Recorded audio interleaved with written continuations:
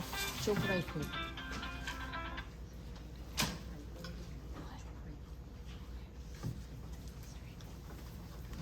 Okay, yeah. Okay, awesome. So, yeah, the next session is going to be this career panel with these lovely folks. And before we get started, I'm just going to introduce all of them pretty briefly. So first off, we have Alaksha Surti. She's a 7-time award-winning chef and owner of Curry in a Hurry. Alaksha's roots go back to southern India, where she grew up in Bangalore. The Curry in a Hurry food truck brought in authentic Indian curry dishes to Wake County and the Triangle, and she has been featured on the Cooking Channel, on the Food Network. Curry in a Hurry is proud to have always represented in local charities and fundraisers to feed and educate children through the Backpack Buddies program and the Garner Educational Foundation. And next we have Chavi Koneru, and she's the co-founder and executive director of NCAT. Koneru moved to North Carolina in 1989 and has spent the majority of her life living in the state, attending college and law school at UNC Chapel Hill. Her legal background in voting rights law has given her the opportunity to interpret laws impacting the Asian American community, including during her time in the voting section at the U.S. Department of Justice, where she focused on language access for Asian American workers. Next we have Rahi Hasan, and they are a formerly undocumented queer Muslim Bangladeshi dancer, filmmaker, and impact strategist, challenging power on all fronts to create space for healing and radical imagination. Currently, they're touring with their short film, 35, A Diary of Self-Discovery, and developing their feature film called Dhupshikha, a story about their mother's commitments to find healing for herself and her community through poetry. And last but not least, we have Jimmy Patel-Nguyen, who specializes in digital communications at Under Armour and the NC Museum of Art before joining local creative agencies, where he served clients like Crocs, Sherwin-Williams, UNC Health, and UNC School of Medicine. Moved by candid conversations with his parents about their journey as Vietnamese refugees, Jimmy launched an international storytelling project to equip the refugee community to record their own experiences. Now he's the communications director at NCAP. So these are our amazing panelists. And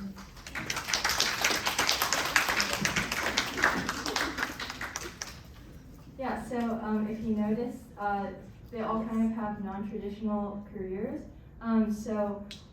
If everyone, I know I just gave a brief introduction, but if everyone could kind of introduce themselves and just include your name, pronouns, profession, and also maybe just for fun what your comfort meal is.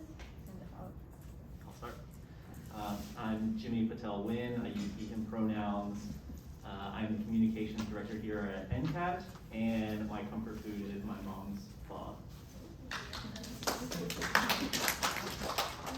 My name is Rahi Hasan. I use they, them pronouns. I'm a documentary filmmaker, impact strategist, a cultural strategist, and my comfort food is my mom's biryani, which is a rice and meat dish in South Asia. Hey everyone, I'm Chavi Koneru.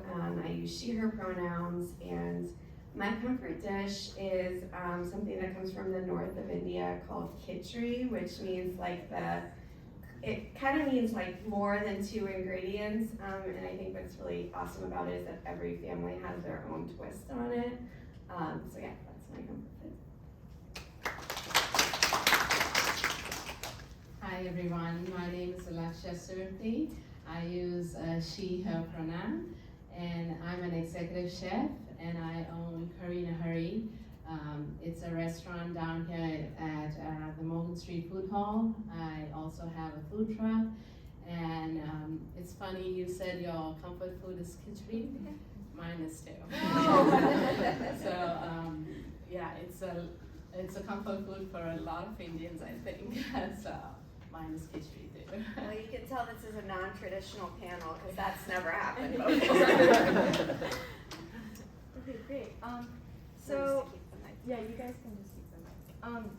But yeah, so as you guys notice, they all kind of have non-traditional careers. So we're just wondering, how can you describe how you discovered and ended up in the role or the place you are now, and then also what's most difficult about deviating from a traditional career path, and maybe what's also most rewarding. Would you like to go first since you're holding the mic? I was fearing that. I was like, I don't want to hold it.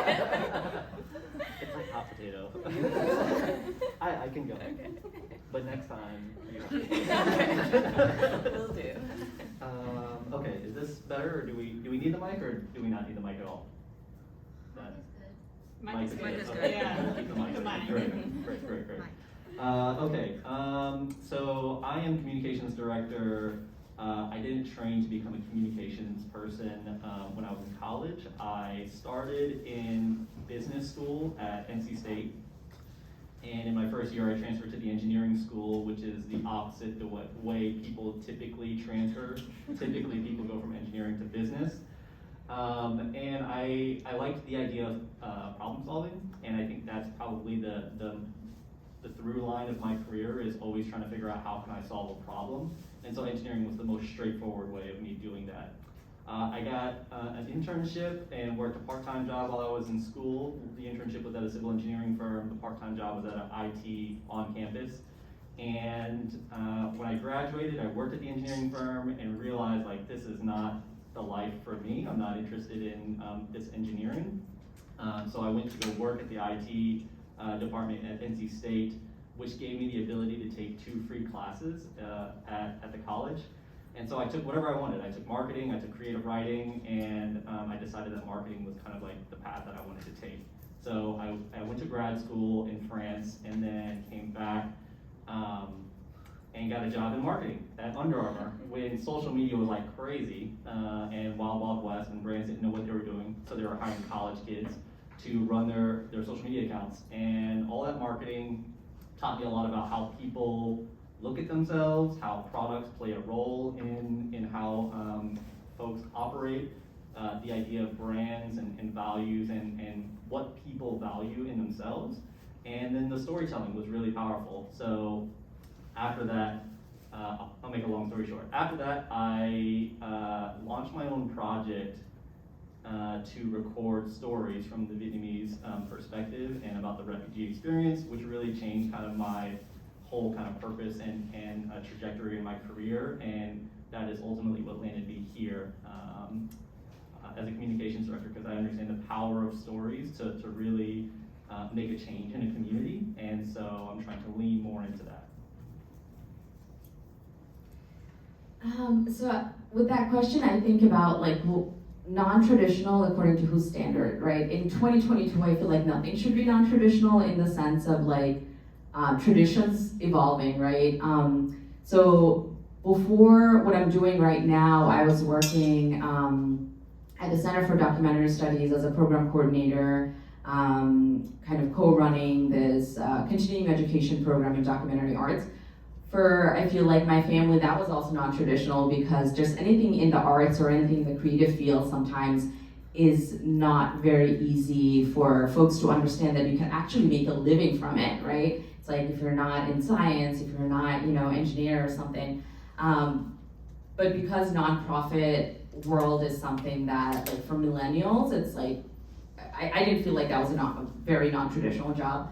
Before that, I was working with North Carolina State Parks as a video producer, and I basically got to go to all around North Carolina in the most beautiful locations and film, and I created all the official videos for North Carolina State Parks. And that was a dream job, And I think how I landed there for that job was, I moved from New York City to Center for Doc Studies, and I was looking for, I can't have a very beautiful story behind it. It's not something I manifested, it kind of just happened. But I knew what was important to me in finding a job. I remember when I was in high school, one of my teachers telling me that when you're thinking about career, when you think about college, think about, like, these are gonna be your people, your friends forever. Some of these people might be your friends forever. Who are these people that you want to be surrounded by? These might be your community, this might be your society, the people your children hang out around. And so who are these people? What are the energy? What are their values that you want? And that kind of grounded me in kind of thinking about, okay, what is important to me in terms of creating a society, creating a community for myself. So my values were that I want creativity, I want social consciousness, I want political consciousness. For me, that's what enriches my growth as a human being. And I think those values led me toward storytelling and using storytelling as a tool for social justice. So the state parks, I think I have a massive passion for just being, I'm in my element when I'm in nature, and so it was a combination of two of things that I loved. So currently what I do, I quit my Center for Documentary Studies job last fall in September. Very intentionally, I turned 35 and I wanted to gift myself a freedom from this 9-to-5 structure. And no shade on anyone that's having to do that, but I knew that wasn't for me at this time in my life.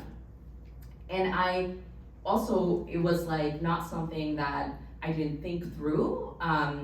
I thought about it like a few years before. So currently I am the funding and development lead at the Undocumented Filmmakers Collective, which I co-founded in 2018. And I quit in 2021, right? So I planned it 3 years ago in some ways. And so how I landed co-founding this collective was very much came from, again, knowing what's important to me and a lot of affirmations in my life that told me that following my heart, but also being smart, also really knowing how the systems work, and also what our parents always worried about, like, okay, you need to bring food to your plate, So I've been living on my own, like thinking about how can I actually make this collective be a sustainable career path for myself? What do I need for that? So everything else that followed from that thinking of like, okay, these are the things I need to think about. So right now, the Undocumented Filmmakers Collective has, it's a national collective with 65 members from all across the country, 65 undocumented filmmakers. We have raised over $1 million to pay 10 people and also to support programs like artist development and showcase work of these filmmakers. Just quickly about the difficulties and reward in creating or moving toward a non-traditional career. I think the difficulties are you might not have a handbook handed to you that this is how you do things. You're creating something new. So it can be isolating. It can be a lot of hard work, having to figure out some things that no one has figured out in the past, right? So it's I think leadership is creativity. It's a very creative endeavor. So leading this organization has been one of the most creative work I've ever done. Rewards, I think, I just feel I breathe better knowing that I have autonomy. This is an organization that's completely non-hierarchical, decentralized. I don't have any boss that's telling me what to do. I have my coworkers that I can, come to a meeting with without anxiety, and these things are important to me. And we are really building what we want to see in the world. So I would say that's the biggest reward in building a non-traditional career for yourself. I'm going to start with a thread that Rahi mentioned. When we're talking about traditional, I think who sets those that definition of what's traditional is generally our parents. I think as parents who are immigrants who have often come to this country and worked really hard, for them, they want to make sure that their kids have a stable career where they can make some money. And I think for a lot of the Pan-Asian community, that's been math and science careers. Unfortunately, I was not good at math or science. And so my parents literally did not know what to do with me. I was ridiculously good at, I can speed read anything. It is a completely useless skill to have. I did really well in all my language arts and English courses, but there was no advice there. Like, what do you do with that? Like, do you become an English major? And then what do you do? There was no clear trajectory of what you do when you're not good at math or science, like in the community at all. So I kind of just, I went to college and was like, okay, I'm gonna be a journalist because these are skills that I have that I'm good at. I enjoy writing. I got a job at ABC Television in New York. Never been to New York before, kind of showed up with my suitcase, was getting paid $7 an hour to live in New York City. And it was not what I thought it was going to be. It was super exciting, and first day of work, I met Jackie Chan and Bruce Springsteen, and I was like, this is the dream. And then the work wasn't fulfilling to me, and also it did not fit the criteria of getting paid, like at all. So I came back and I was like, well, what do I do now? The only other career that I know of that people who are not good at math and science do is become a lawyer. And I wish I had a better story of like how I, really was passionate about all these things, but I kind of just wasn't sure what it was I was supposed to do. So I went to law school, and I was really lucky that I had an internship right off the bat with a civil rights firm, and really found my passion in civil rights and voting rights law.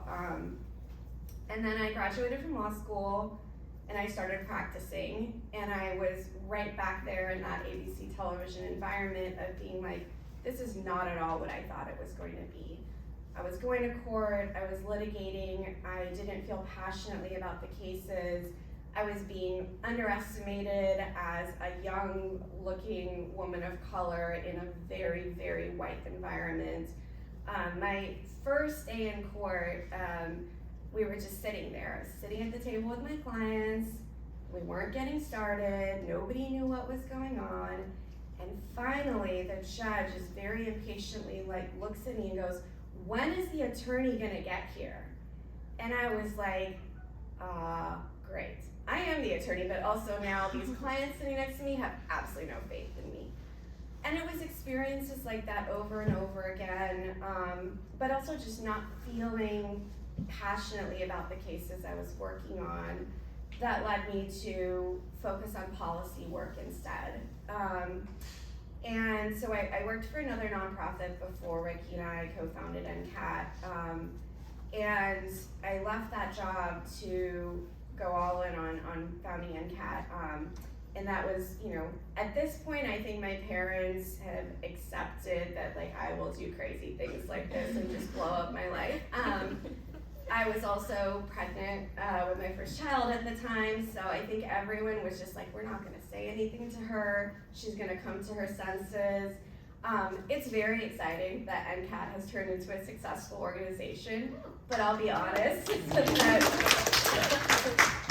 when I took that leap of faith, I didn't know that we would end up here. So I think in terms of my journey, it's just I've had to have faith in myself, because like Rahi said, there isn't a guidebook when you're not having sort of that traditional path. So yeah. Hi, so just like how Rahi and Chavi said, with Indian culture, traditional way of choosing a career path is a little bit different from our parents' point of view compared to what we want as tradition.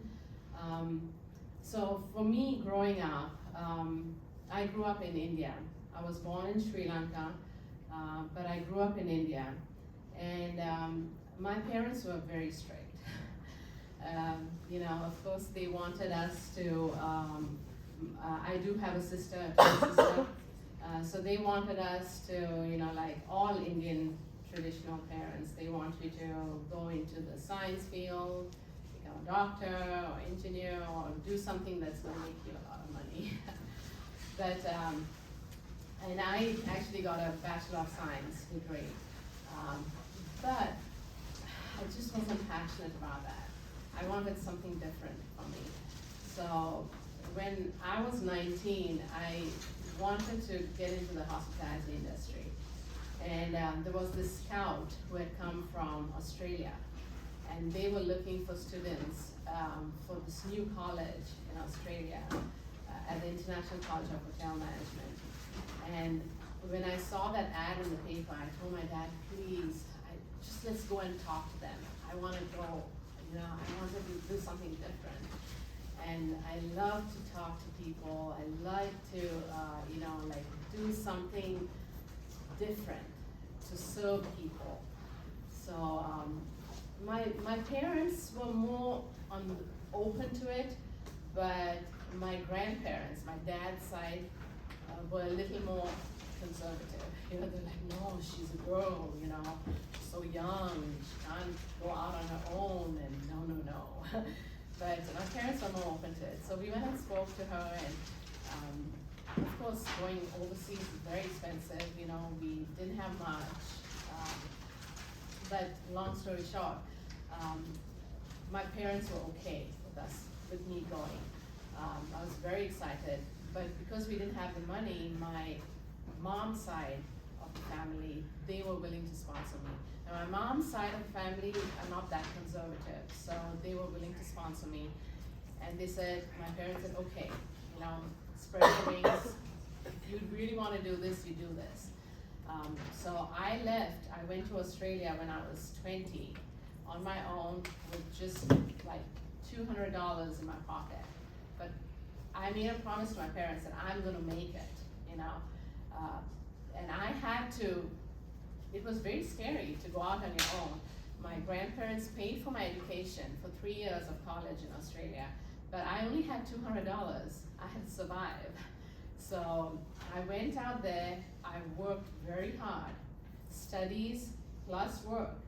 When you're young, you want to do something different. Yes, you have these plans, but it's also important to get your parents' blessings, even though they want you to do something that they think is traditional or they want you to be successful. They always have your best interest in heart, but you need to follow your passion. So I was passionate about this, but you also have to prove to yourself that you can do it. And it's more challenging when you know you're out there by yourself and you have to make it work. So you're gonna do whatever it takes, and that's what I did. I worked very hard, I studied all day, and I worked all night. Because I knew I had to make it work. It's either I make it or that's it. I don't have a backup plan because I'm away from home. I don't have any family over there. And I made it. I had to travel quite far to go work. I was on my own. And when you have that freedom, a lot of times people feel that, okay, I'm away from home, I can do what I want, I've got my freedom, yay. But as young students, you have that responsibility because your parents have that faith in you, and you just have to do it. So I did my studies, I got a scholarship to come to the US. And I came to the US after my studies, and throughout my studies, I went all over the world and I did internships. And when you have that success of studies and you're good at what you do, then you have that motivation that, I did it and I can make it, and you make your parents proud. So then they also have that faith in you, and you have that confidence in yourself that no matter what, you got this. So then I came to the States. I worked very hard in all the hotels, and then you still have to go back to your roots. I had an arranged marriage. I stuck with my traditions also. I got married, I had kids, I was a stay-at-home mom, and then I still had that desire to go back to work. I still wanted to do something with my education, with my life, and then my husband and my kids, they encouraged me that, you're really good at what you do, go back. and because of that, I was able to start cooking again. I did it as a hobby, and then people loved my food. I started catering for small events. I started small, and then the food truck craze came into town. So then I saved up my money, I invested in a food truck, and the word just spread like wildfire. The cooking channel called me, they did a show on me. Then within months, the Morgan Street Food Hall, they had an opening in their location.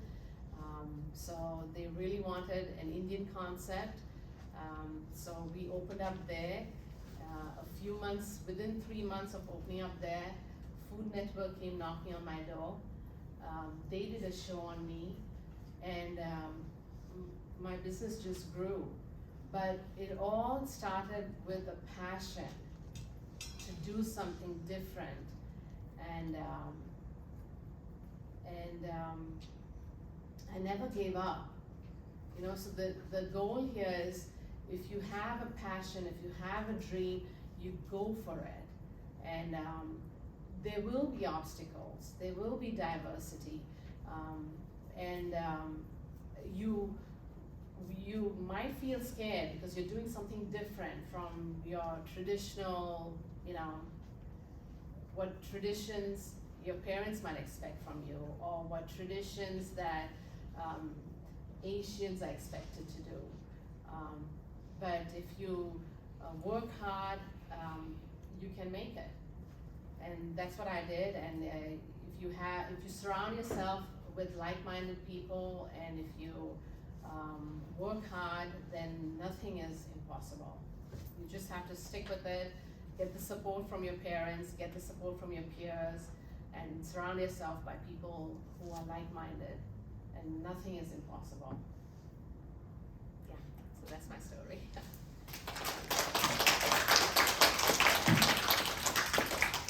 Yeah, that was great to hear all of your stories and how they're all really different, and none of them are really linear. So obviously all of you have faced obstacles like on your path to finding where you are now.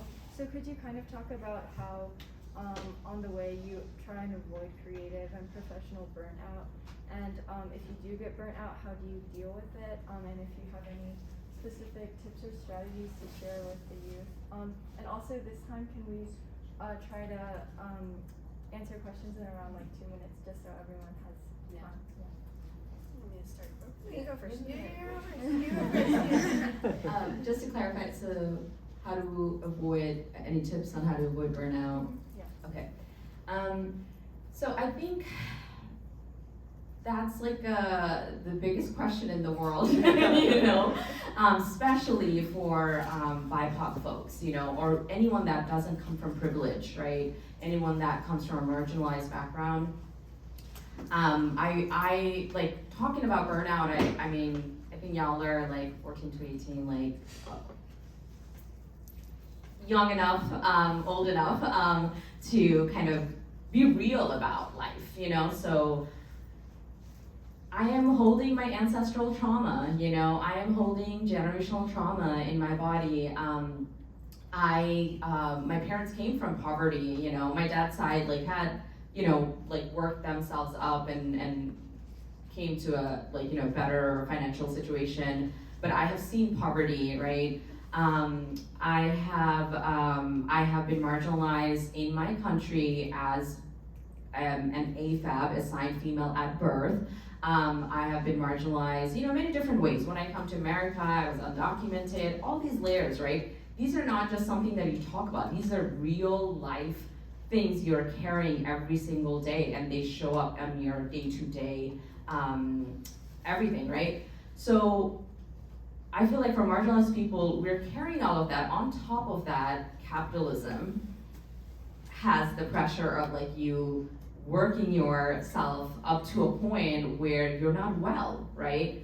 So I think there isn't, for me, I don't think in the world there is like a magic solution to it. If there were, I think we all would just like run that way.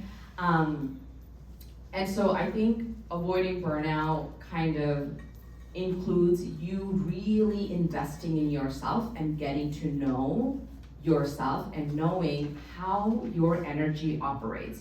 What nourishes you? What gives you energy? So what I did in my life, for instance, like at 35, I was able to quit a job that I was feeling like was burning me out, right? But that took time. So to actually avoid burnout, I think can be a longer process, but what you can do is let's fill your life with things what nourishes you.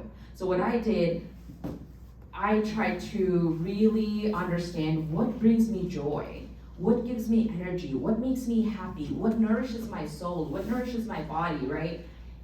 It could be little ritual like waking up and doing meditation, little ritual like going for a swim, you know? But how do I actually prioritize these activities that nourishes me on my day-to-day? And when I have that, I think I'm centering wellness, right? And I feel like if I have more nourishment, that can help me deal with the burnout with more energy, right? So even if I'm doing something that I don't like, but then I have a lot of things that I do like and that makes me happy, that balances out, you know, my energy level. So for me, it has been, how can I slowly make my nourishment, prioritize my nourishment, even, and then also strategize to get rid of things that burn me out, right? So yeah, I hope that's helpful. I feel like I should just say pass, so we're gonna figure out how to deal with stress and burnout.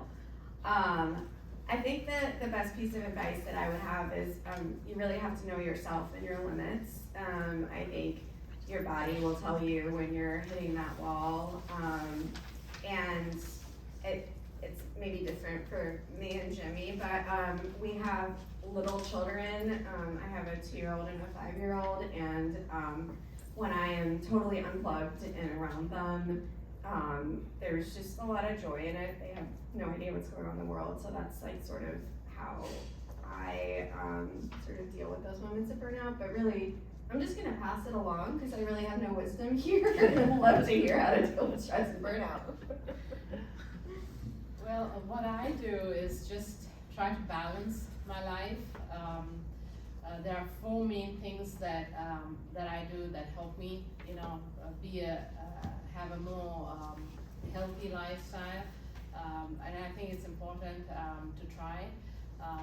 Firstly is to meditate, like you were saying. Meditation is important. That helps you just calm yourself down. Exercise is very important. That helps you, you know, get that energy. Then to journal. If you write something down every day, that just helps you focus.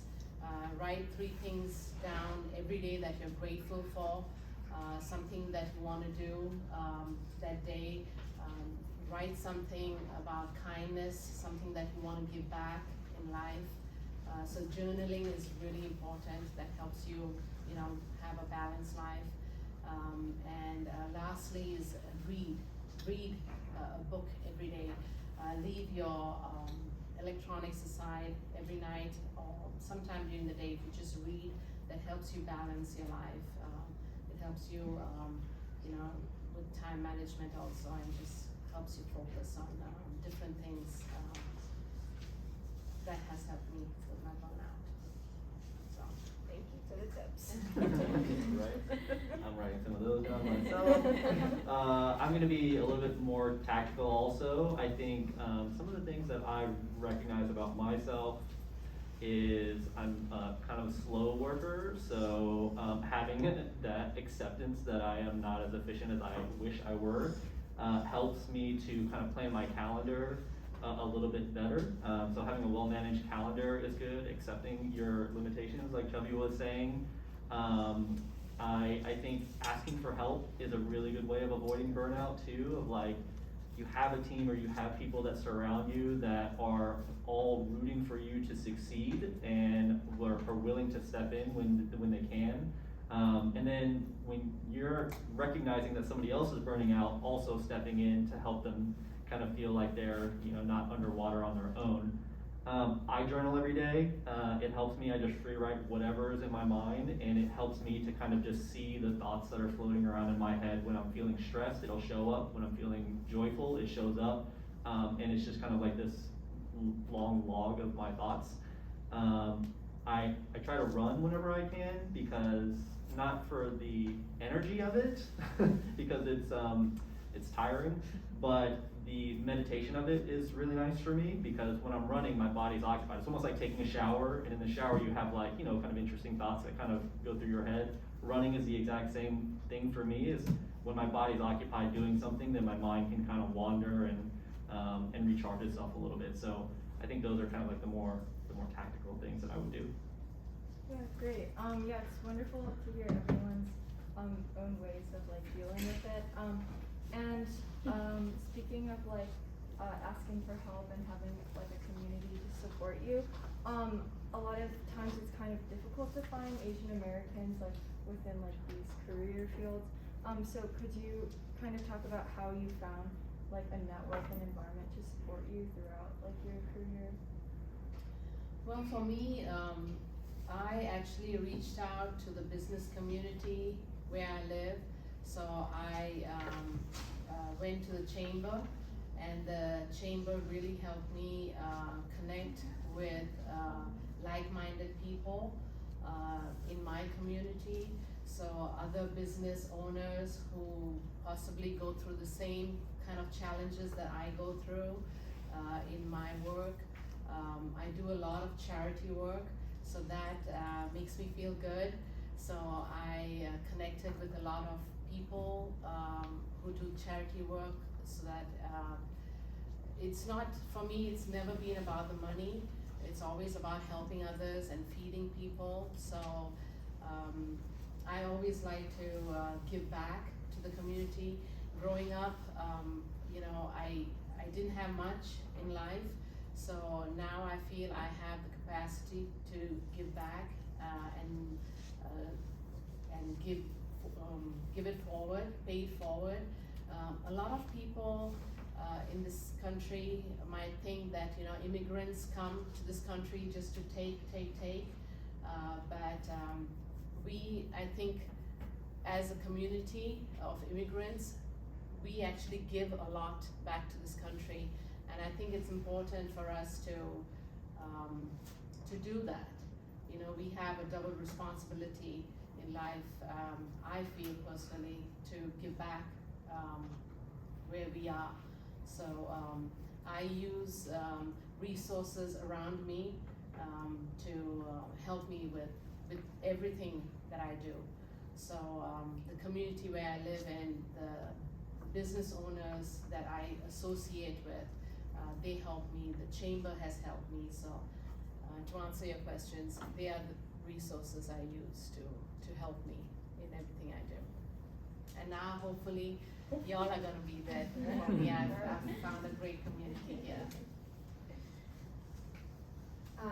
I really appreciate this question. I think it's really important to think about community, especially when you're pursuing challenges and maybe a career path that isn't as common. And I think, at least for me, every single one of the changes and decisions I made and the challenges I went through, I would not have gotten through them if I hadn't felt very supported by a community.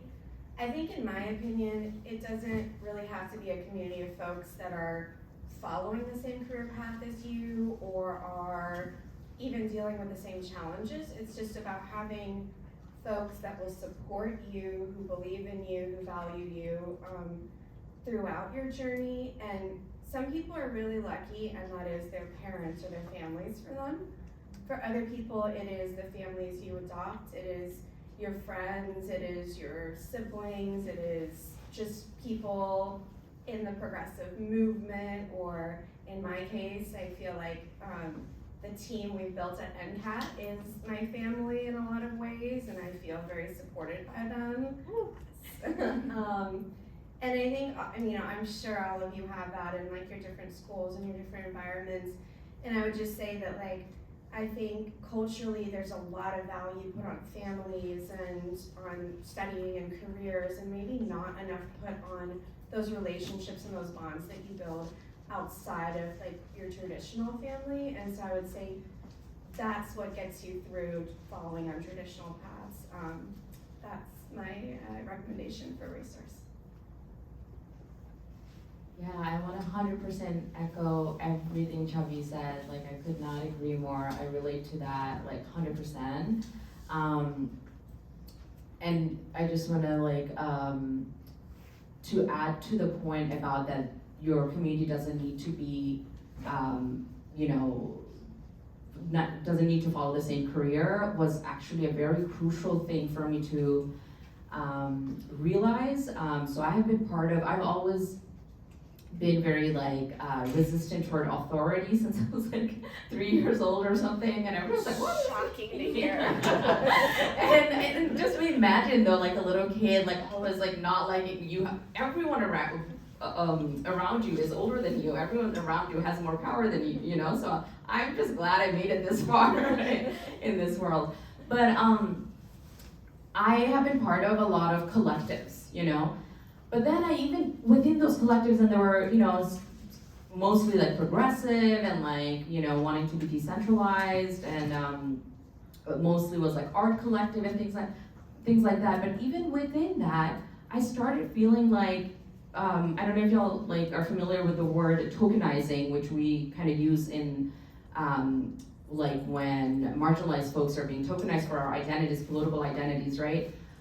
But even within those collectives or like spaces I was part of, I felt like, would these people care about me and believe in me and support me if I weren't like this marginalized identity? So for instance, I was part of this like art collective that was like queer, people of color centered. So I thought to myself, if I weren't queer, if I wasn't, you know, a person of color, but would they really be there for me for Rahi, right? And where that comes from, I think it's really knowing yourself and what kind of energy you feel supported by. So for instance, I really want to say like Chavi and Ricky, when I met them, you know, it wasn't so much just because like they're Asian or they're in a similar path. I think like their personalities and who they have shaped to be, who they are as human beings, is something that I feel like I respect and I'm really inspired by, and you know, I align with how they're making their life choices, how they're living their lives, you know. And so, you know, even if we don't talk every day, I know that like I can text them anytime, and like I just feel so lucky that they're like physically in a similar area that they live in. So just to say, like, I feel I have been very intentional about who are my support communities, you know. And I think intentional family, intentional communities definitely are the reason like why I'm alive today, or why I'm able to do what I'm able to do. And not to dismiss in any way my biological family. It also takes a lot of patience, a lot of understanding to see it from their perspective. And it's, to be honest, if you think about it, it's pretty logical, right? They didn't have the tools and the resources to really understand how to support a person like me, someone who was so progressive, someone who was, you know, so creative minded. They didn't have a lot of people or many kids who were like me, so, and they didn't have access to a lot of tools. But I would also want to mention Asian American Documentary Network has been another network that has been very supportive to me. Also, in today's day and time in social media, there are folks out there that I'm not necessarily in like close community with, but have been so supportive. So I just want to name one person, Alok, who's a South Asian transgender, trans non-binary poet and activist. And just seeing how they like, you know, advocate this philosophy of every day I wake up, I choose love and not fear. You know, just hearing that from a person with their identity has grounded me and helped me and supported me and continue doing what I want to do. I think yes to all of that. I think everything that's been said is exactly what I would have said. The other thing that I would add is building your network intentionally is just really important to kind of keep in mind. Like, you're in school, there are a lot of people that are around you, there's a lot of just acquaintances that you'll have. But intentionally building the relationships that you're looking to find to help support you in, you know, an unconventional career, if that's what you choose to do, is really important. I think some of the really exceptional ways of doing that in today's day and age, like you were saying, is that LinkedIn, Instagram, Twitter, social media, all of those things exist, and they're really powerful if you use them and are unafraid of just reaching out to somebody and seeing if they'll have a conversation. So if like you're interested in you know, documentary filmmaking, find somebody that you appreciate their work, you like the message that they put together, and just shoot them an email and say, hey, like I love what you did, that was really amazing, can I ask you a couple questions about it? And more often than not, I think they'll just reach back out and say, yeah, I'll have a conversation. If they don't, then you can always shoot out another 10 emails to some other people that you appreciate their work. And then not just that, don't leave it at that. I would say keep a list somehow of like all the contacts that you've made, so that, you know, if you have another question about that particular subject or another subject and you just appreciate their opinion, then you can kind of go back to this list and find advice and mentorship through relationships that are not, you know, your ride or die community that you've built like with you in supporting your work. So I think really just intentionally building your network from work that you love, that you want to emulate, that you want to learn from, I think is a really good way of going about it as well. Yeah, thank you so much for sharing. I feel like as like an Asian American youth myself, these are like things that we don't really get to hear like from our families or from our schools. So thank you so much for sharing. And the next question is just if you have any advice that you want to maybe give to youth here about like if they're unsure of their own career paths or just like the future. Does anybody want to take that first? Is this the advice and resources question? Is this the last question? Yes. Yeah, this is the last. Yeah, I can take that first.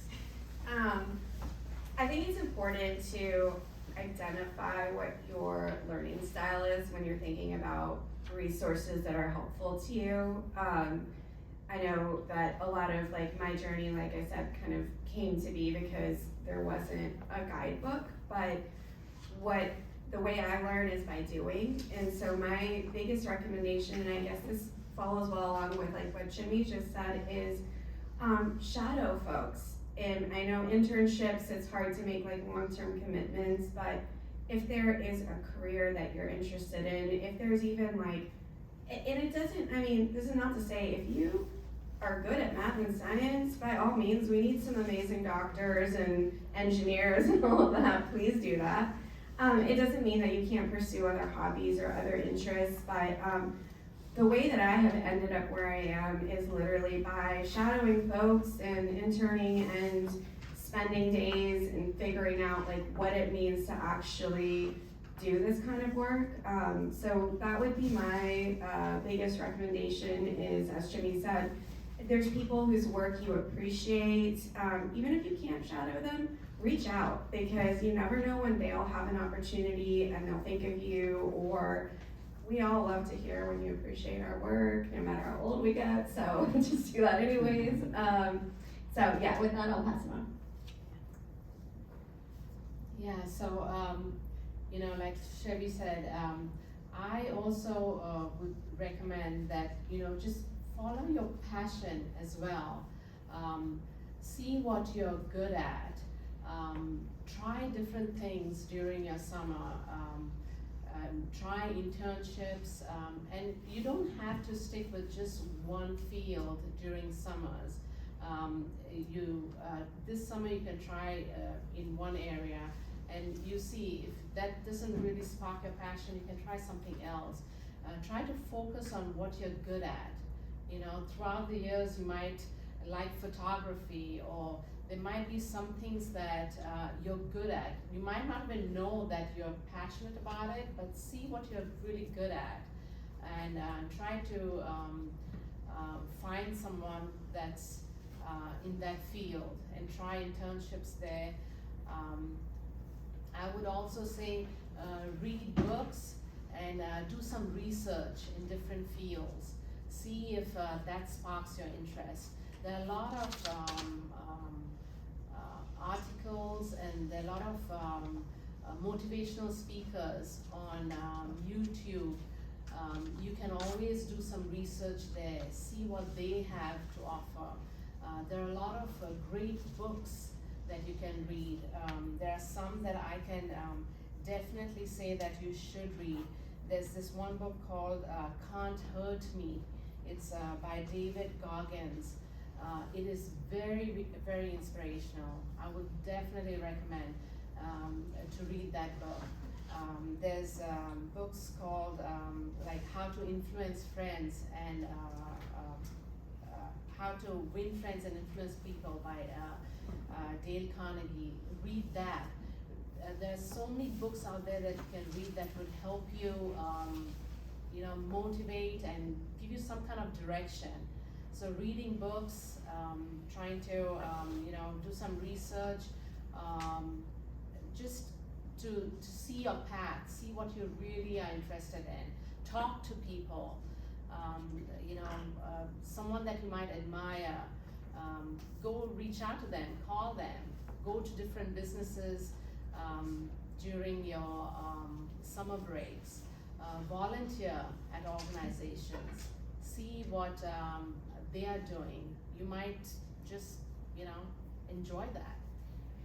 That way that you have this opportunity to go out there and explore, see what sparks your interest. That way you have choices. Yeah, I want to echo everything they said. Though this question is very difficult for me because I think one of the learnings in my life so far is that there is no one size fits all, right?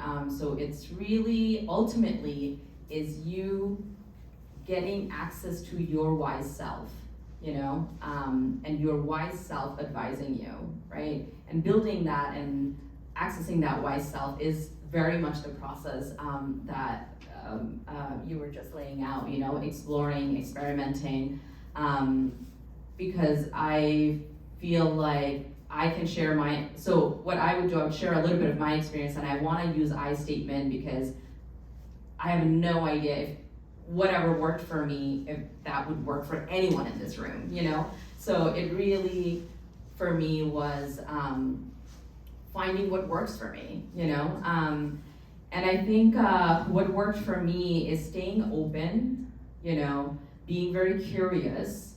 And I went to school for philosophy, which philosophia, what that means is passion for knowledge. And I really feel like I had this passion for knowledge all the time, I always wanted to learn. So I actually did all the things you were mentioning, like I used to volunteer, I used to go to talks, I used to listen to, especially I was very passionate about listening to people who did things out of the box, who were nonconformists, who did things differently. That doesn't mean that I have to follow their path, but it gave me a more holistic understanding of this really mysterious place we're in this world called life, right? It's like, how do we navigate that? So the more I feel like different perspectives I had, it helped me ask the questions I needed to ask myself to access my wise self. And I think a lot of the times that process includes sometimes, it includes unlearning, because at this point even, we have already, there was so many knowledge and information and dogma and norms have been imposed on us, right? And some of the things we really have to let go and we have to unlearn. And that is another process. So if we don't unlearn, we can't learn new things. But how do we know what are the things we need to unlearn? So I think some of the foundational skills that help me is critical thinking abilities, really knowing what stimulates my creativity, and these two foundational skills, I knew how to critically think about something, right? Or not that I know, I'm not, a master at it, but that's a skill that I feel like pushed me forward in asking the questions I wanted to ask to get clarity in my career path or my life choices. What stimulates my creativity also, really knowing creativity is a thing that it can slip away. I have so many ideas sometimes, if I don't write it down, I just forget and then they never manifest, So really learning like, what is my source that gets me to my creative place, that really helps me expand my imagination, right? Because I think a lot of things we get, we miss out on life from not being able to expand our imagination, How can we think expansively and not limitedly and not in the box? So I'm saying a lot of vague things and not very tactical advice, but I am a philosopher and I think of everything in a very philosophical way. So that's why I'm saying, those are the processes that help me, but it might not help you. So, so I guess what I'm saying is be curious, stay open, and really explore and try to, even if it's Googling, like what helps critical thinking skills? What helps, exercises that helps me really exercise my creativity and expand my imagination. Because if you have those tools under your belt, I feel like you're gonna go pretty far. Yeah, that's great. I think learning about yourself and the way you think is super critical. On your critical thinking thing, something that worked for me was this tactic of saying why 5 times and just asking why is this thing the way it is, and finding an answer for it, and then why is that answer the answer to my first question, why? I think really helped me to drill down to like the fundamentals, whether it's an implicit bias that I had or somebody has, or the way the system is structured because of the people in power that put it in place at that time. I think why is a really good exercise for me. I think that whatever you choose to do in your life is your choice. I think there's a lot of confidence that you can build from that, and trusting yourself that I chose this. I decided to study this, learn more about this, take this action. And so finding a lot of confidence in the fact that you own that decision, but then also realizing that you own that decision. Like, it's gonna work out or it's not gonna work out, and that's all based on you. Hold on, I wrote a couple other notes here that I wanna reference, but I think is that nerdy? No. I was cheering at the back. I'm cheering at you, that's all. Okay, so I think that my best advice for my younger self would be explore all of your interests to the point where you can decide, I'm not interested in this anymore. And do it at a time in your life where the stakes are so low. Like right now, like Chavi said, I have 2 kids that are 4 and 1, and there are some things that I can't do because I don't have the extra free time, or I can't make the extra free time just knowing my capabilities and my responsibilities. So when I was in college, I started a couple, small businesses or whatever to kind of see what it was like, and I learned what I did like and what I didn't like, what I was good at, what I wasn't good at. But that was an excellent time, and I wish I had done more, to be honest with you, because the stakes at that time in my life were pretty low. If I failed, it was just a thing that happened. If I fail now, then a lot of people depend on me for what I'm able to provide. And so I think looking at your life in phases, right? Right now, you're in school. That will be a finite amount of time for being in traditional school. You might be in a relationship, you might become a parent, you will get old, your body will not function. I was just gonna say, you're gonna retire, and your health is not gonna allow you to. Let me finish my thought. Reality of life. Right. I mean, you're gonna get to a point where, like, let's say, one thing. I'm gonna finish my thought. I'm not stopping. Let the man finish, please. I want to travel a lot in my life, and I don't want to wait until I have, my coffers filled and I'm retired or whatever, because I want to travel now. And so, looking at the phases of your life and saying, here's what I can do now, and what might be harder to do later on, is a good way of kind of making the decisions about your life and how you guide your actions. So that's all I'll say about that. I got real dark, sorry. The end. Yeah, so thank you so much, everyone. And that's going to be the end of our career panel, but if we could get a round of applause.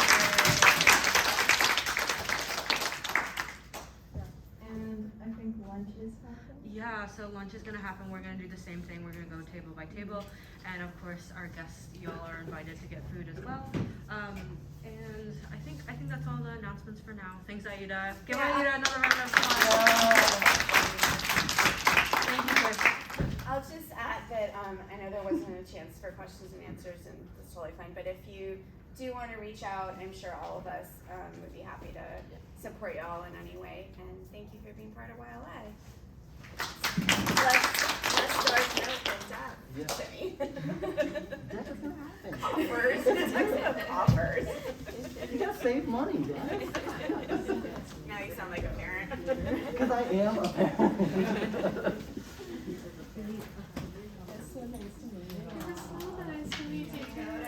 I would love to exchange information. I